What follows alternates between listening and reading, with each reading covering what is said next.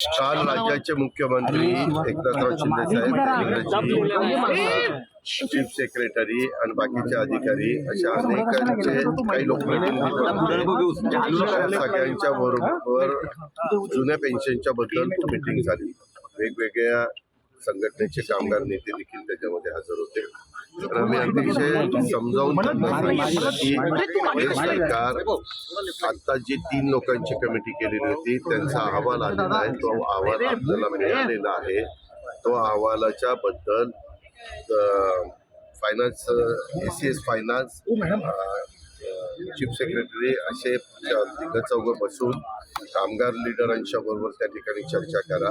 त्याच्यात आम्ही तिघांनी त्यांना सांगितलं की आपल्याला कुठल्याही परिस्थितीमध्ये पेन्शन द्यायची. तुम्हालाही माहिती असेल, सभागृहामध्ये देखील मी देवेंद्रांनी सांगितलं. मी तर उलट सांगितलं की केंद्र सरकारचा काही ह्याच्याबद्दल अभ्यास चालू आहे. त्यांनी पण समिती नेमलेली आहे, परंतु त्याच्याशी हे लिंकअप आम्हाला करायचं नाही. परंतु ते जर आलं तर ते पण आपण पाहूया. त्यांचाही जो काही अहवाल आलेला आहे तोही त्या ठिकाणी तपासूया आणि आपल्या कर्मचाऱ्यांचा, आपल्या अधिकाऱ्यांचा पेन्शनच्या बाबतीमध्ये जो काही योग्य निर्णय असेल तो त्या ठिकाणी घेतला जाईल. त्यांनी सांगितलं की आम्हाला ते पाहिजे. मी त्यांना मागे सभागृहात सांगितलेलं होतं की विधानसभेच्या निवडणुकीच्या आधी महायुतीचं सरकार याबद्दलचा निश्चितपणे सकारात्मक निर्णय घेईल. हे काल पण आम्ही त्यांना सांगितलं, परंतु ते म्हणले नाही आता किती दिवस झाले. म्हणलं ह्याची अंमलबजावणी तसं बघितलं तर 2031 का 32 पासून सुरू होणार आहे. तोपर्यंत तर अंमलबजावणी सुरू होण्याचा प्रश्नच होत नाही. तरी ते म्हणले की आम्हाला मार्ग काढून द्या. तो मार्ग काढत असताना 4 ते 5 प्रश्न हे त्यांचे मुख्यमंत्र्यांनी तिथं त्यांना शब्द दिला की आम्ही तुमचे सोडून देतो. त्याच्यामध्ये एक जुन्या शिक्षकांचं बघा, 2005च्या आधी शिक्षक सेवक म्हणून लागलेले होते आणि नंतर ते परमनंट झाले, त्याच्यामुळे ते त्याच्यात बसले नाही. अशी काहीतरी 25,000ची संख्या होती. त्या लोकांचा प्रश्न मुख्यमंत्री महोदयांनी सोडवला. इतर पण त्यांचे 2, 3, 4 प्रश्न होते ते पण सोडवले. आणि तरी त्यांनी भूमिका घेतली की बाबा आम्हाला तुम्ही शब्द द्या की कधीपर्यंत होईल. शेवटी मुख्यमंत्र्यांनी सांगितलं की येणाऱ्या अर्थसंकल्पाच्या पर्यंत आम्ही याबद्दलचा निर्णय 100% घेऊ असं सांगितलं. आणि नंतर ती मीटिंग होती आणि त्यावेळेस त्यांनी आवाहन केलं, आम्ही सगळ्यांनी आवाहन केलं की आता जास्त ताणून न धरता आजच्या संपाच्या बाबतीमध्ये देखील सगळ्यांनी टोकाची भूमिका घेऊ नये. कारण सरकार तसं बघितलं तर पत्रकार मित्रांनो, तुम्ही काल एक बातमी पण वाचली असेल, RBIनी एक सगळ्या राज्यांना कळवलं. अर्थात RBIला काय कळवायचं, तो RBIचा अधिकारी, राज्याला काय निर्णय घ्यायचा तो पूर्णपणे त्या राज्याच्या मुख्यमंत्र्यांचा आणि मंत्रिमंडळाचा अधिकार आहे. तशा पद्धतीनं काल एकनाथराव शिंदेंनी फार पॉझिटिव्ह भूमिका तिथे घेतलेली होती. आम्ही सगळ्यांनी पाहिली, त्याला आम्ही पण सगळ्यांनी सपोर्ट केला.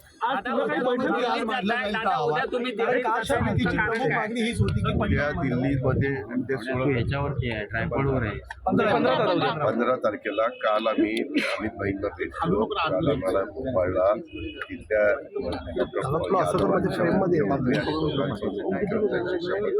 कार्यक्रमाला आम्ही तिघही गेलो होतो. त्यावेळेस सध्या राज्यामध्ये निर्माण झालेला कांदा प्रश्न, दुसरा राज्यामध्ये प्रश्न, असे 3 एक प्रश्न महत्त्वाचे आहेत.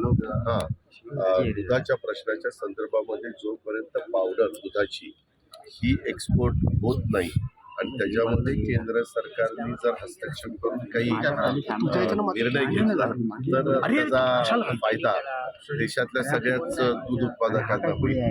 म्हणून तो एक विषय आम्ही घेतलेला आहे. 3-4 विषय घेऊन आम्ही काल बोलताना मात्र अमित भाईंची मी मुख्यमंत्र्यांनी देवेंद्रजी असं बोलतो की आम्हाला जास्त करून इथेनॉल आणि कांद्याच्या प्रश्नाच्या संदर्भात भेट पाहिजे. ते म्हणाले की उद्याच्याला तुम्ही या, म्हणजे 15 तारखेला या. 15 तारखेला आम्ही त्या ठिकाणी जातो. ऐका ना, ते 15-16ला तिथं आहे. तेवढे 15ला या किंवा 16ला या. तर तुम्हालाही माहिती आहे की आज गुरुवार 16 तारखेला आपलं अधिवेशनाचा आठवड्यातला शेवटचा दिवस असतो आणि नंतर शासकीय कामकाज असतं. आम्ही साधारण टेंटेटिव्ह आत्ता असं ठरवलेलं आहे की 6 वाजेपर्यंत जर कामकाज संपलं तर त्याच्यानंतर दिल्लीला जायचं. दिल्लीला रात्री 9 किंवा 10 वाजताची वेळ देतो असं त्यांनी सांगितलेलं आहे. दादा पीएचडी वाल्यांनी काल आंदोलन केलं. वाल्याच्या बद्दल मी जी काही भूमिका तिथं मांडत होतो त्या भूमिकेचा विपर्यास करण्यात आलेला आहे. काल रात्रीच मी प्रेस नोट त्याच्याबद्दल काढलेली आहे, मी ट्विट त्याच्याबद्दल केलेलं आहे. त्याच्यातनं त्यांच्यासारख्यांनी बोलत असताना मी त्याच्यामध्ये फार कुठं दिवा लावणार आहेत असं काहीतरी माझ्या तोंडातला शब्द गेला तर त्याचा खूप मोठा गाजावाजा करण्यात आला. त्याच्याबद्दल मी दिलगिरी व्यक्त केलेली आहे. त्या संदर्भामध्ये माझी जी काही भूमिका आहे ती स्पष्टपणे मांडलेली आहे. मी मागे सभागृहामध्ये देखील सांगितलं की चीफ सेक्रेटरीच्या अध्यक्षतेखाली राज्य सरकारने एक समिती केलेली होती. त्या समितीनं साधारण महाज्योतीमध्ये, सारथीमध्ये, बार्टीमध्ये ह्या वेगवेगळ्या ज्या काही आपल्या संस्था आहेत त्याच्यामध्ये किती विद्यार्थिनींना बाबा MPSCमध्ये, UPSCमध्ये, IAS, IPS वगैरे ह्या सगळ्या गोष्टी ज्या काही आहेत त्याच्यामध्ये कशा पद्धतीनं आपण संधी दिली गेली पाहिजे, आपण डॉक्टरेटच्या PhDच्या संदर्भामध्ये काय भूमिका घेतली पाहिजे. आता काय झालं पत्रकार मित्रांनो, मला कुणालाही टीका टिप्पणी करायची नाही, परंतु काहींनी PhD हे जे काही राजकीय नेते आहेत त्यांच्यावर PhD चालली. म्हणजे मी आता त्या राजकीय नेत्यांची नावं घेत नाही, परंतु राजकीय नेत्यांच्यावर PhD करून PhD हे खूप महत्त्वाचं अशा प्रकारचं शिक्षण आहे. त्याबद्दल दुमत नाही, त्याच्यामध्ये खूप अभ्यास करावा लागतो हेही मला मान्य आहे. परंतु ते PhD करत असताना तो विषय त्या पद्धतीचा पाहिजे. त्या संदर्भामध्ये निश्चितपणे ती कमिटी माहिती घेईल आणि त्याच्या पद्धतीनं परमिशन देईल. पण काहींचं म्हणणं की बाबा ठराविकच आता संख्या घातलेली आहे, ती संख्या घालायला नको वगैरे वगैरे. आता आमचा साधारण कल असा असतो, काही लोकांनी PhD व्हावं, काही लोकांनी वेगवेगळ्या करिअर निवडावं, काही लोकांना आता ह्याच्यामध्ये कौशल्य विकास कार्यक्रमामध्ये देखील वेगवेगळ्या प्रकारच्या अनेक नोकऱ्या त्या ठिकाणी मिळू शकतात. ट्रेनिंग दिलं तर नोकऱ्या त्या ठिकाणी मिळू शकतात, ते ट्रेनिंग त्यांना द्यावं. मध्ये आम्हाला एक माहिती अशी मिळाली, जर्मनीमध्ये जर्मन भाषा जर येत असेल तर प्लंबर, फिटर वगैरे अशा प्रकारच्या कोर्स केलेल्यांना जर्मन भाषा मात्र आली पाहिजे. जवळपास 4 लाख मुलींची तिथं गरज आहे. तर त्याही संदर्भात आम्ही काही ठिकाणी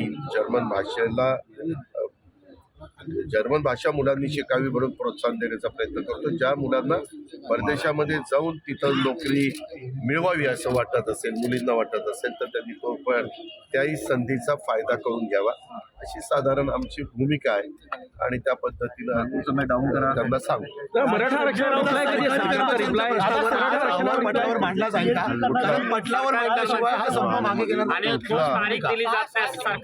अरे बाबा, तो अहवाल लगेच पटलावर तो अहवाल आम्ही सरकार म्हणून आम्ही बघितला पाहिजे ना.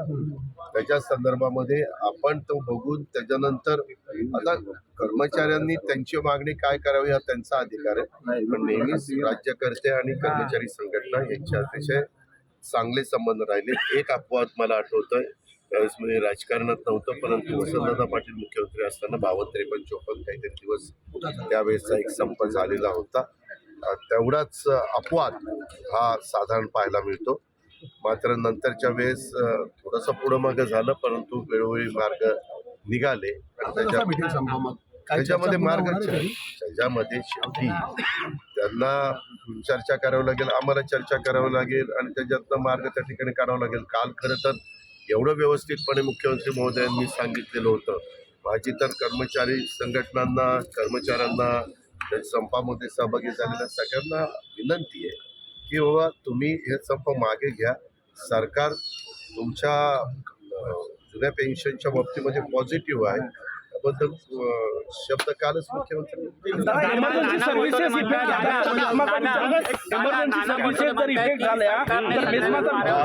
तुम्ही काहीतरी नवीन टॅगलाईन चालू नका किंवा ब्रेकिंग न्यूज चालू नका. आम्ही त्याच्यामध्ये व्यवस्थितपणे चर्चा करून मार्ग काढायचा प्रयत्न करू. नाना पटोले म्हणतात सरकारने सगळ्यांना वाऱ्यावर सोडलंय. नाना, काका, बाबा, कोण का अण्णा, बापू काय बोलतात त्याचं काय मला विचारतात. त्यांना जे वाटतं ते विरोधी पक्षाचे आहेत, ते काँग्रेस पक्षाचे अध्यक्ष आहेत. त्यांना तसं बोलल्याशिवाय त्यांना गत्यंतर नाही. ते कसं म्हणतील सरकार फार चाललेलं आहे बरं का, असं म्हणून त्यांना चालणार आहे का? त्यांना त्यांचं काम करायचं आहे, आम्हाला सरकार चालवायचं काम करायचं आहे, आम्हाला लोकांचे प्रश्न सोडवण्याचं काम करायचं आहे. असं आमचं चाललेलं दादा, आहे. विधान भवनाच्या बाहेर एक बॅनर लागलेला आहे. आरोग्य मंत्र्यांवर ताशेरे ओढण्यात आले आहेत. पुण्याच्या रुबी हॉस्पिटल संदर्भात आहे, ते किडनी रॅकेट संदर्भात. त्याच्याबद्दलची माहिती घेऊ. असा बॅनर लागला की हे बॅनर लागला, तुमचं काय मत आहे? लगेच मत नाही, त्याबद्दलची माहिती घेतली जाईल. कधी कधी त्या बॅनरमध्ये तथ्यहीन बॅनर लागतात, त्याचा काही नोंद पण घेण्याची गरज नसते. पण हा बॅनर नोंद घेण्याची गरज आहे का नाही ते तपासून बघितलं जाईल आणि त्याच्यामध्ये काही तथ्य असेल तर लक्ष घातलं जाईल, तथ्य नसेल तर सोडून देऊ. दादा, काल भुजबळांनी आरोप केला राज्य मंत्रिमंडळ हे मराठा समाजाच्या संस्थांना पैसे जास्त देतो पण महायुतीला देत नाही. वित्त मंत्रालय आपल्याला तुम्हाला माहिती आहे, मी स्वतः स्पष्ट सांगतो, कालच्या पुरवणी मागण्यामध्ये सरकारने निर्णय घेतलेला होता की सारथी, पार्टी, महाज्योती या सगळ्या घटकांना पैसे द्यायचे आणि त्या पद्धतीनं काल परवा तरतूद केली, मंजूर झालेली आहे. पैसे त्या ठिकाणी दिले जातील. राज्यकर्ते कुणी असलं तरी असा भेदभाव करून त्या ठिकाणी चालत नाही. काही भुजबळांचा गैरसमज झालेला असेल तर त्यांच्याशी चर्चा करून तो दूर केला जाईल. त्यांच्या बोलण्यात तथ्य असेल तर दुरुस्त केलं जाईल. बरोबर आहे? त्याच्यात काही चुकलं? मराठा रिझर्वेशन को लेकर